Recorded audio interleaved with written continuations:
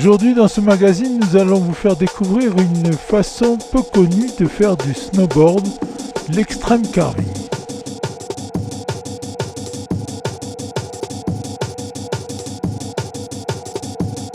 Je suis avec Marc, Sylvain et Louis qui font de l'extreme carving. Est-ce que vous pouvez m'expliquer un peu ce que c'est? Alors l'extreme carving, déjà ça se définit par les mots. La carving, ça veut dire qu'on est sur la carre. Donc ça se fait aussi bien en ski qu'en surf. Bon, nous on le fait en surf. Et extrême, c'est extrême pas dans le sens sport extrême, le danger. C'est extrême dans le sens qu'on est le plus près possible on est collé sur la piste. C'est-à-dire qu'on ne peut pas carver plus que ce qu'on essaye de faire. On est vraiment tout le corps allongé sur la piste. De la tête jusqu'aux pieds. Voilà, c'est ça l'extreme carving.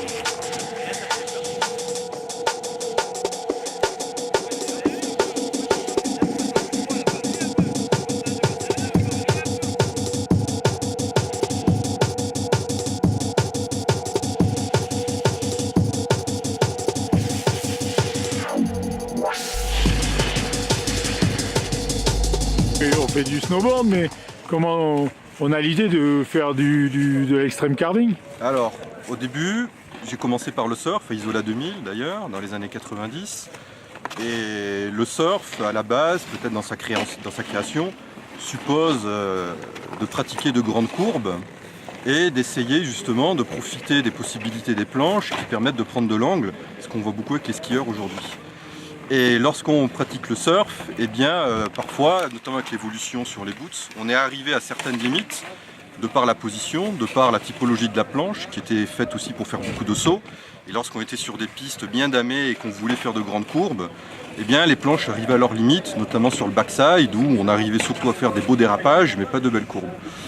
Et grâce en fait à l'invention, il faut le dire, de deux magnifiques Suisses, Jacques Crier et Patrice Fiva, ils ont créé ce type de planche qui permet justement de pousser notre passion jusqu'au bout et d'arriver, lorsque le virage est réussi, bien entendu, à arriver à coucher la planche complètement sur la carre avec un angle parfait et le corps allongé. Ça procure bien évidemment d'excellentes sensations puisque c'est ce que nous recherchons.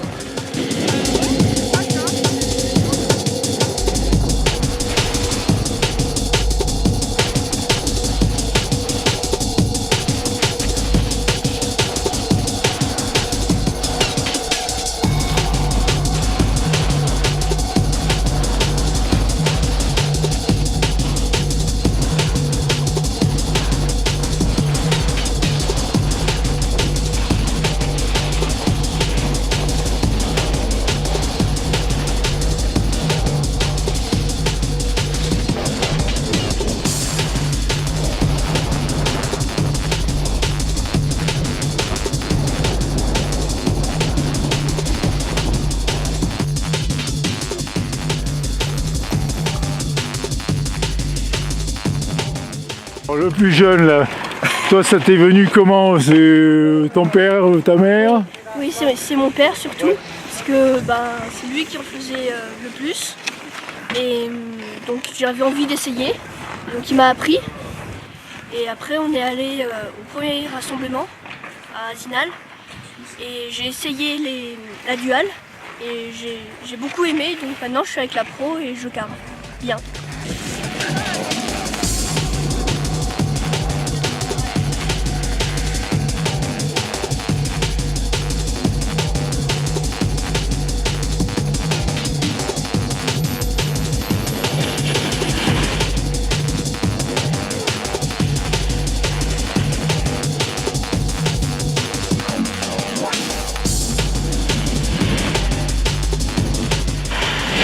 Donc il faut un matériel un petit peu spécial. Il faut un matériel spécial, hein, parce qu'en fait, les planches les boards classiques en alpin, elles sont beaucoup plus fines et trop rigides. C'est-à-dire qu'elles ne permettent pas de rentrer dans les courbes et de sortir de la courbe comme il faut. C'est trop des baramines. Donc eux, ils ont inventé des planches qui sont plus larges, plus souples, mais en même temps rigides en torsion. C'est-à-dire que quand on est dans le virage, elle se rigidifie, mais elle reste souple pour pouvoir tourner, pour que ce soit confortable. Mais grâce à ils ont un alliage je crois que c'est du titanal qu'ils ont mis dans leur planche. Donc en fait tous les deux là, c'est des techniciens aussi. Il y en a un qui est physicien et l'autre qui est ingénieur. Donc voilà, ils font du sport, mais ils ont aussi une connaissance des matériaux très poussée. Et donc ils ont fait une planche qui est rigide, mais par contre ça préserve une souplesse aussi aux extrémités pour pouvoir rentrer dans les courbes sans que la planche soit trop dure. Donc voilà, c'est vraiment des planches faites exprès pour le carving. Et il n'y a que Sword qui fait ça, et je crois qu'il y a aussi Dupraz aussi. Voilà, il n'y a pas que 36 fabricants. Et évidemment, vous êtes en plaque. Et évidemment, on est en plaque. Mais quand on sait bien en faire, il y en a qui arrivent très bien à carver en chaussures souples. Hein. Mais c'est vrai que c'est beaucoup plus confortable les plaques. Pourquoi? Parce qu'en plaque, on a des chaussures rigides, on est un peu plus haut, on est plus maintenu, et en plus, on a des ressorts derrière qui souvent sont un petit peu customisés et qui emmagasinent l'énergie. C'est-à-dire que quand on est dans le virage, après ça nous renvoie un peu tout seul. Donc c'est beaucoup moins fatigant que si on fait du carving en plaque. Voilà.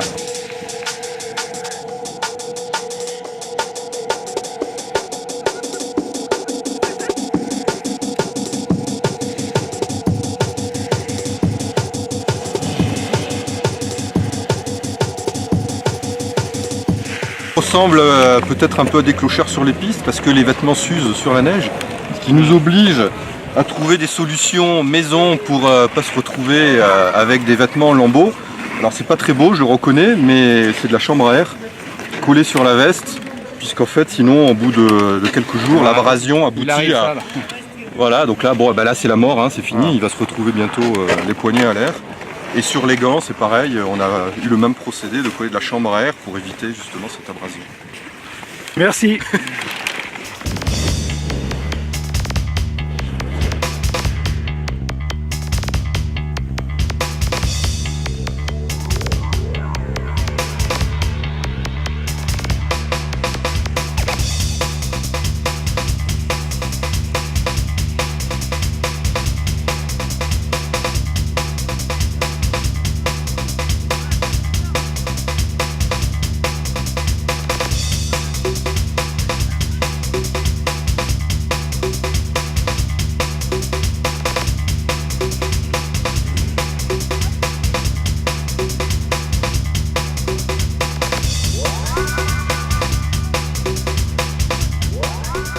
Donner une caméra à un rider pour voir la sensation que ça fait d'être au ras du sol en faisant du snowboard.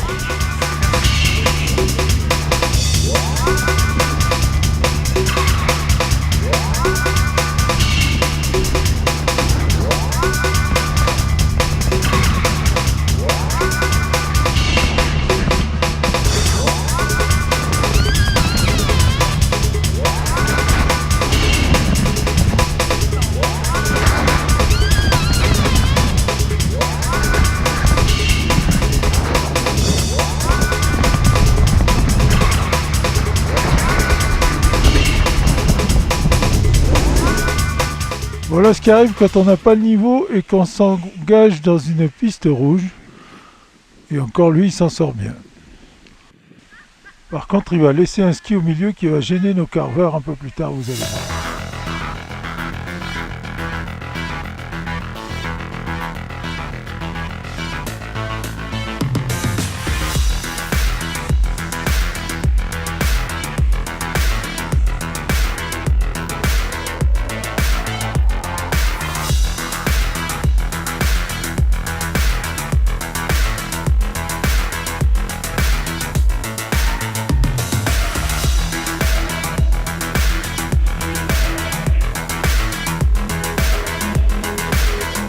Et voilà le ski.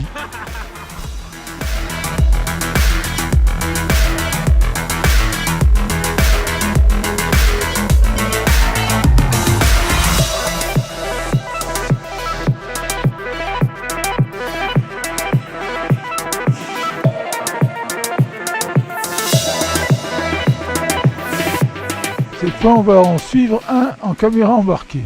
Merci à Lucas Bastanti pour cette prouesse.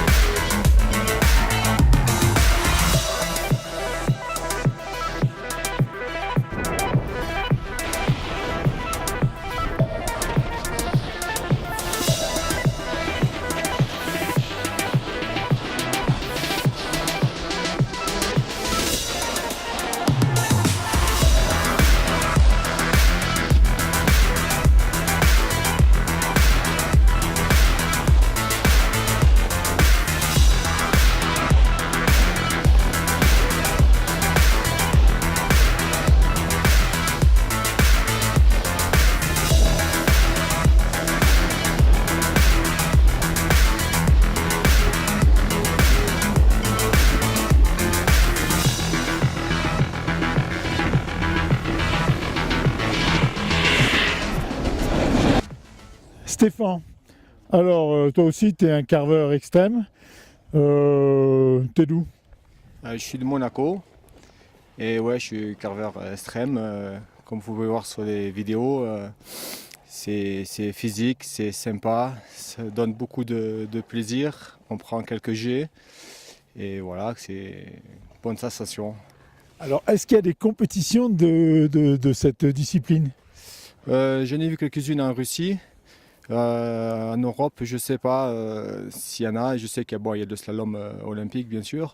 Mais après, de stream carving, je ne suis pas trop au courant s'il y en a. Je sais qu'à Zinal, ils font chaque année ils font ce genre de choses. Mais après, C'est des démos quoi. c'est des démos, voilà. C'est plus des démos que de la compétition. Voilà. Alors la sensation quand on est carrément on est à plat ventre sur la neige. Ah oui, carrément, à plat ventre sous la neige. Une très bonne sensation, on voit vraiment la piste défiler sous nos yeux et on prend des jets, c'est sympa, c'est vraiment sympa. Donc à conseiller quoi. Ah oui, à conseiller, même si c'est un peu vieux comme sport, il faut que ça revienne un peu dans l'air du temps, mais c'est vraiment une très très bonne sensation.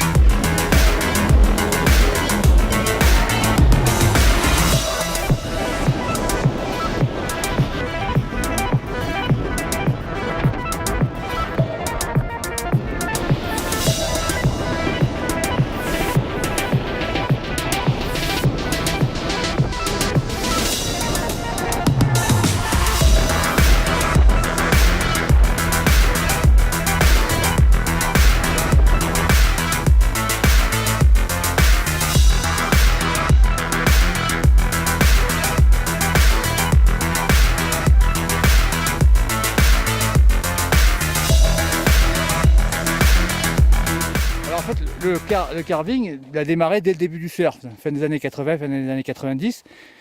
Il y avait des gens qui faisaient du carve. Il y en avait trois qui étaient les plus médiatiques. Il y avait Jean Nerva, Peter Bauer et surtout Serge Vitelli, qui était connu pour son Vitelli Turn.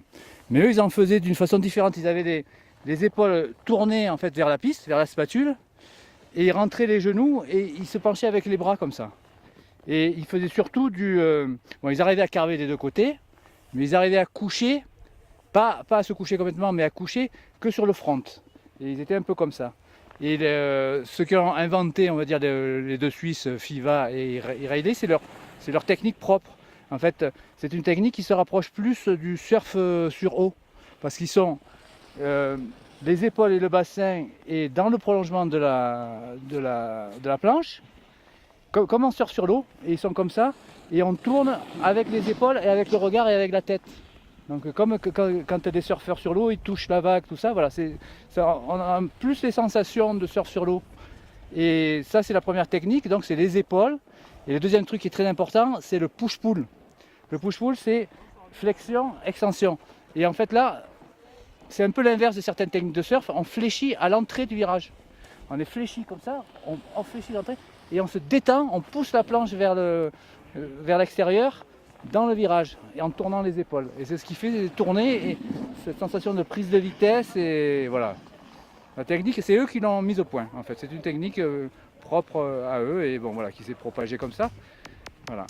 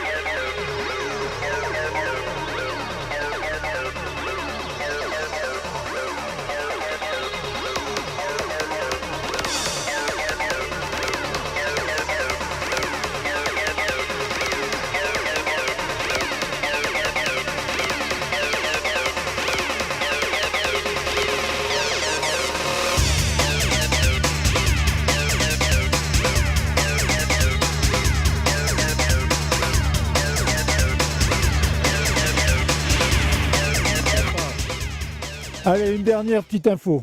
Une dernière info, pour ceux qui voudraient essayer, il suffit déjà de faire une visite sur le site de sword.com qui vous donnera plein de renseignements sur un forum très bien documenté et notamment vous aurez tous les renseignements pour participer aux événements qui sont gratuits, organisés en France, mais également en Autriche et surtout en Suisse. Et des cours gratuits sont donc enseignés par les créateurs de la discipline.